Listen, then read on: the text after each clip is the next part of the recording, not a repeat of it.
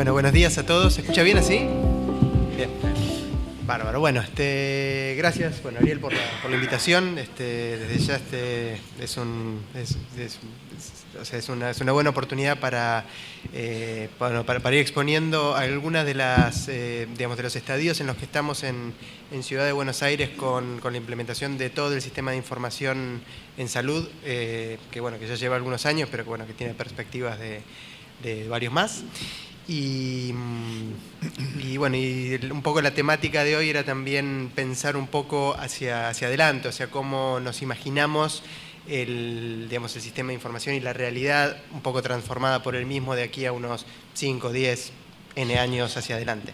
Así que bueno, en esa temática vamos a contar un poco qué somos, dónde estamos y hacia dónde vamos en principio. Bueno, a modo de agenda de hoy les voy a contar 2 o 3 cositas del sistema de salud para que estén familiarizados por ahí con la distribución que tiene el sistema público de la ciudad, dónde partimos, dónde estamos.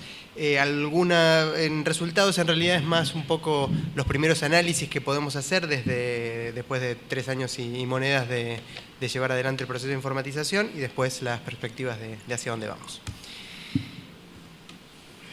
Bueno, a ver, la Ciudad de Buenos Aires tiene en total 117 efectores de salud, y llamamos efector a cualquier lugar donde se brinde asistencia sanitaria, que contamos 35 hospitales, entre los hospitales de agudos, los pediátricos y los monovalentes, o sea, hospitales de una especialidad puntual. Hay 76 centros de salud de primer nivel, ¿sí? Que nosotros los llamamos CESAC, en muchos lugares se llaman CAP, son los centros de atención primaria y comunitaria. Tenemos 2 centros médicos ambulatorios de referencia, que son una especie de CESAC con mayor nivel de complejidad, que funciona para brindar asistencia en cuanto a referencia y contrarreferencia con los centros de primer nivel, y un poco también para lograr la salida del sistema hospitalario que está muy sobrecargado, sobre consultas que pueden resolverse con un menor nivel de complejidad. Agregamos 2 centros odontológicos infantiles y 2 centros de salud mental. En números manejamos alrededor de 9 millones de consultas ambulatorias anuales, y el girocama de todo el sistema es alrededor de 170.000 internaciones. Desde el Ministerio de Salud, esto puede sonar repetitivo, pero en sí es un poco el motor que nos lleva, ¿sí? O sea, entendemos que como misión, tenemos básicamente que garantizar todos los puntos que están enunciados en la Ley 152 de la ciudad, ¿sí? O sea, garantizar un acceso universal, equitativo y oportuno a toda la población que así lo requiera, ¿sí? Apuntando, por supuesto, en cuanto a la definición de salud de OMS, a buscar un mejoramiento en la calidad de vida. Y la visión de cómo llegar a este objetivo es el desarrollo de una red integrada de cuidados progresivos y de complejidad biomédica creciente, ¿sí? Con un fuerte acento en la estrategia de atención primaria de la salud. No somos demasiado originales al enunciar estos temas, porque en sí no es otra cosa que lo que viene predicando la OMS desde Alma Ata, ¿sí? Así que eso lleva un poquito más de 40 años. Pero en sí entendemos que el sistema de salud entendíamos y entendemos que necesita que el primer nivel de atención se fortalezca para poder llevar adelante todas las tareas que le son propias, y de esa manera permitir una optimización de los recursos de mayor complejidad que tienen lugar hoy en los EMARES y tradicionalmente en los hospitales.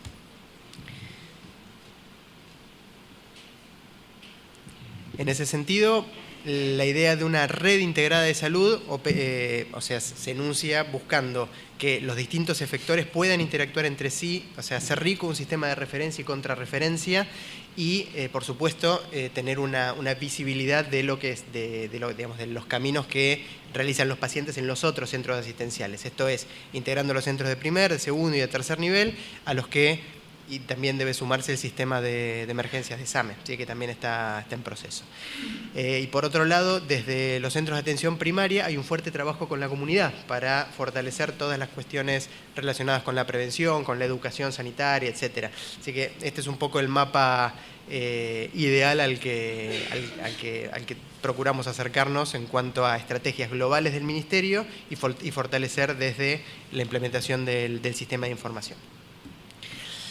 En sí, bueno, ¿dónde partimos? Muchas de la mayoría de las iniciativas que les voy a mostrar que están hoy en proceso, empezaron a ponerse en funcionamiento hace 3 años y medio. ¿Sí? Así que tuvimos un acento importante en todas las cuestiones referentes a sentar las bases del sistema de información para posibilitar su escalabilidad a futuro, entendiendo que el trabajo que nos toca hacer hoy es sentar todos los cimientos para que las distintas dimensiones que tengan que ser abarcadas por el sistema de información puedan serlo independientemente de cuándo se lleven adelante, ya que el sistema es enorme y hacer todo junto es absolutamente imposible.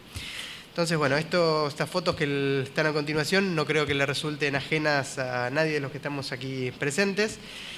El registro en papel tiene un montón de problemas, pero el principal es la fragmentación de la información. ¿Sí? Si yo me atiendo en un determinado lugar, el registro que se genera en ese lugar no está disponible si me atiendo en otro.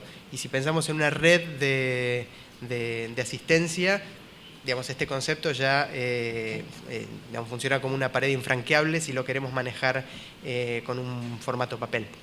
Entonces, el camino de ir a un sistema informático es absolutamente claro. En sí, una historia clínica, según la literatura y según la práctica habitual, tiene estas funcionalidades. ¿Sí? Por supuesto, una funcionalidad asistencial, docente para todos los niveles de pregrado o posgrado. Es el repositorio legal por excelencia a la hora de haber cualquier situación de litigio. Funciona para los distintos niveles de gestión, tanto a nivel microgestión como a nivel macro, a nivel de distrito, y funciona también como repositorio fundamental para llevar adelante cualquier proceso de investigación. Así que en este sentido, independientemente del repositorio, estas funcionalidades se cumplen en más o en menos, y la idea de llevar adelante el proceso de informatización debía contemplar todas estas dimensiones y satisfacerlas desde su inicio. A la hora de pensar una informatización de un sistema de salud, en principio la unidad celular a la que se tiene que atender es lo que nos llamamos el acto de cuidado, ¿sí? Que básicamente es el encuentro entre una persona que necesita un servicio de salud y el proveedor o los proveedores en caso de atenciones grupales. Y al descomponerlo, ¿sí? Encontramos que todas estas dimensiones que están enumeradas son las que el sistema de información tiene que representar para poder combinar entre sí y llevar adelante el proceso. Por un lado asistencial y por otro trasladar la información necesaria a los distintos niveles de gestión. El quién, o sea, tanto quién es el que recibe atención como el profesional que la brinda, está contemplado en un repositorio único de personas. El dónde, el qué pasó, lugares físicos, cada uno de estos se podría representar con lo que llamamos una tabla maestra, que es básicamente un repositorio único de ese dominio que cualquier punto del sistema de información tiene que llamar a la hora de requerir esa información. Y de esta manera evitamos que se generen duplicaciones en el interior del sistema, ¿sí? Entonces evitamos contradicciones, fragmentaciones, etc. En sí, el punto clave, la piedra fundamental y sobre la que trabajamos muy fuerte durante estos años es precisamente la tabla de personas, ¿sí?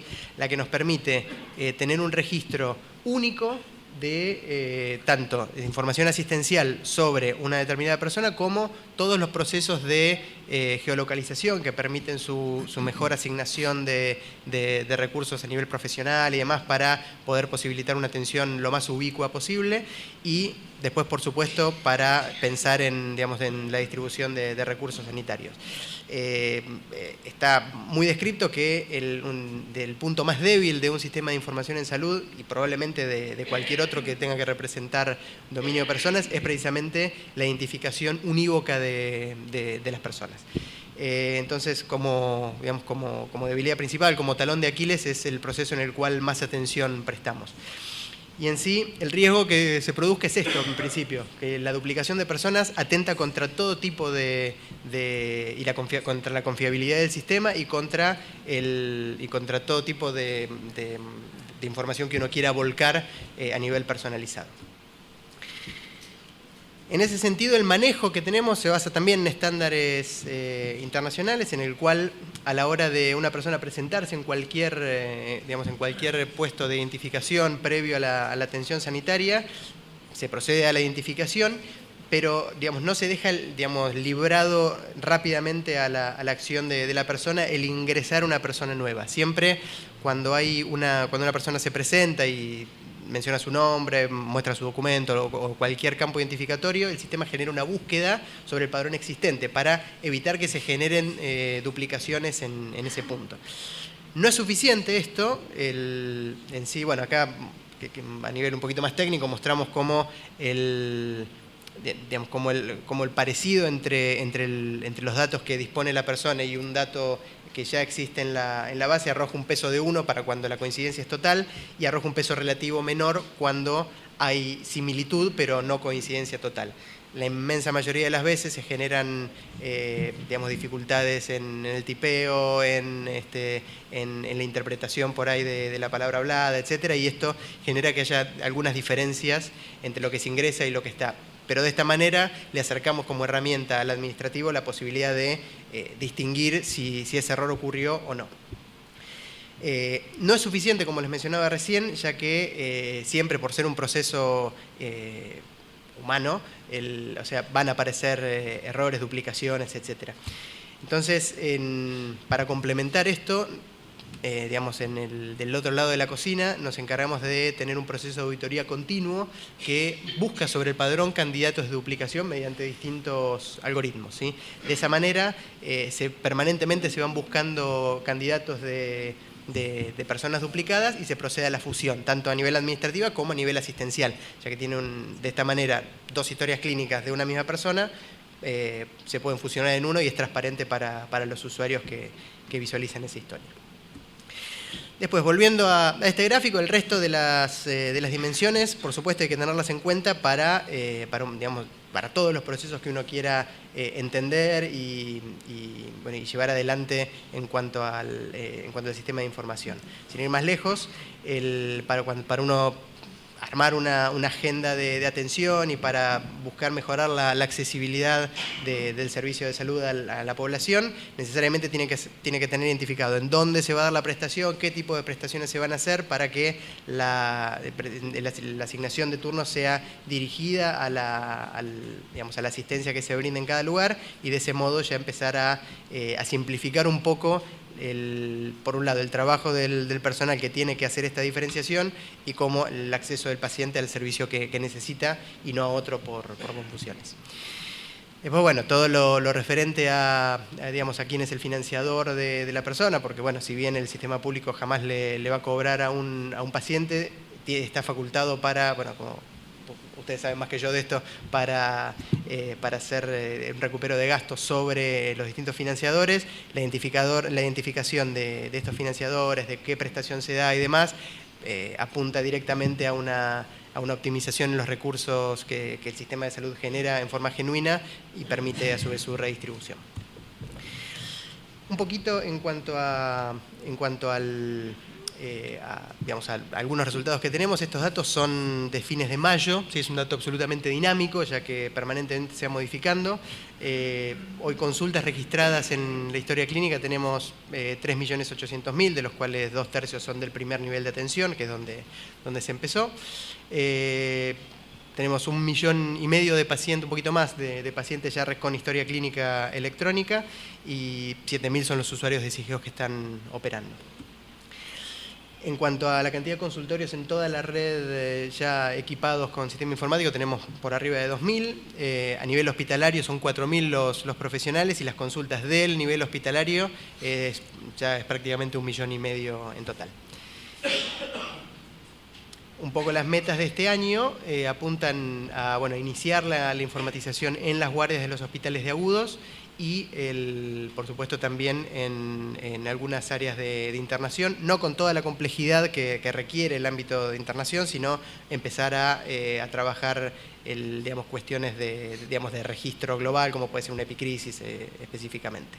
Los procesos de mejora continua apuntan a ir integrando distintas piezas de información que hoy no están en el mismo. Por ejemplo, la información que generan los laboratorios es inmensa y este año ya empezamos a integrar, de hecho tenemos 2 con capacidad de trasladar la información que se procesa en el propio sistema de laboratorio hacia la historia clínica electrónica. Y apuntamos a que a fines del año que viene, por lo menos los laboratorios centrales y de guardias de los hospitales de agudos ya estén cumpliendo con este proceso. Así, muy por arriba, algunos gráficos que se posibilitan a partir de la informatización, desde motivos de consulta más habituales, gráficos de georreferencia, pirámides poblacionales. No son indicadores estos gráficos en sí, sino que son una primera aproximación a los distintos tipos de problemática que permite analizar el sistema de información. Hoy estos son prácticamente postulados de hipótesis a la hora de presentárselos a los grupos de gestión de los distintos centros, ya que este gráfico, por ejemplo, representa niveles de atención en 2 centros distintos, con lo cual podría entenderse como algún grado de referencia y contrarreferencia entre niveles. Pero en realidad, digamos, no nos da ninguna causa. O sea, por ahora estamos en una fase muy germinal, bueno, tableros de georreferencia, etc. Y aquí tenemos también algunos acercamientos en cuanto a la población que tenemos nominalizada y ya con información clínica para bueno, trasladar o sea, interpretaciones de riesgo que nos brindan distinto tipo digamos, de estudios de literatura internacional. Un poco en a dónde vamos, voy a citar a 2 personajes, uno más conocido que el otro, pero bueno, para no hacer futurología tratamos de basarnos un poco en literatura y en experiencia ya generada. Este señor se llama Eric Topol, o Topol en realidad, es un cardiólogo de los Estados Unidos que hace algunos años empezó a hacer, digamos, a transformarse en una especie de gurú tecnológico y bueno, tiene ya 5 o 6 libros escritos acerca del tema.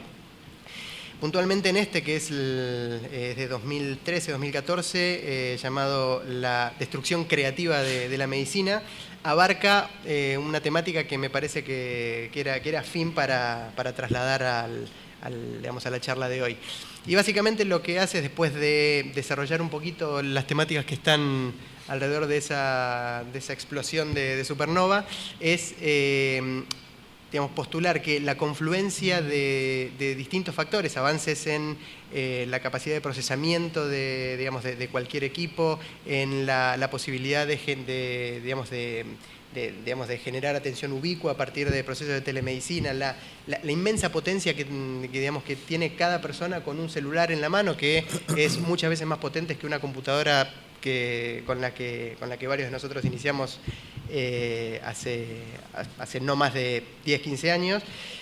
Habla digamos, son todas características que abonan el terreno para pensar en que desde el lado de la gestión y de atención sanitaria vamos a contar y ya estamos contando con un montón de herramientas para repensar digamos, todos los procesos digamos, que se llevan adelante, permitiendo entender mejor la realidad y llevar adelante políticas más efectivas. Entre los puntos que probablemente más preocupan a nivel económico, a cualquier nivel de gestión en salud, está el envejecimiento de la población, que no es otra cosa que la gran victoria del sanitarismo del siglo XIX y de los avances biomédicos del siglo XX, que llevan a una población envejecida y con cada vez más problemáticas en cuanto a enfermedades degenerativas, crónicas no transmisibles, etc. Entonces, desde la visión del doctor Topol, que comulgo en gran parte, entendemos que la posibilidad de contar con herramientas que representen mejor la realidad va a permitir facilitar la gestión a nivel público. Del otro lado, y como algunas cosas cambian y otras no, al otro personaje que es mucho más conocido, o sea, hay algo que no tenemos que perder de vista, que es que el verdadero impacto de todas estas tecnologías se van a dar si el beneficiario último de, digamos, de todas nuestras acciones, que es el paciente, y puntualmente en el sistema público, digamos, ponemos en primer lugar siempre digamos, al público más vulnerable, el que solo tiene acceso de salud al propio sistema público, que es aproximadamente un 40% del 35-40% de la población, que es el que vive en condiciones de mayor vulnerabilidad. Si todos estos esfuerzos que estamos planteando, inversiones para conocer mejor la realidad, para garantizar el continuo de información, no redundan en un beneficio para los más desprotegidos, la verdad que digamos, poco sentido tiene. Y por más que como dirección, como ministerio, algunos de los objetivos, digamos, se cumplan y puedan ser un éxito, si esto no redunda en mayor accesibilidad para la población, si no redunda en que se garantice el continuo de información y que desde un criterio de equidad el que necesita atención la reciba, bueno, como sociedad seguramente habremos fallado. Nada más, muchas gracias.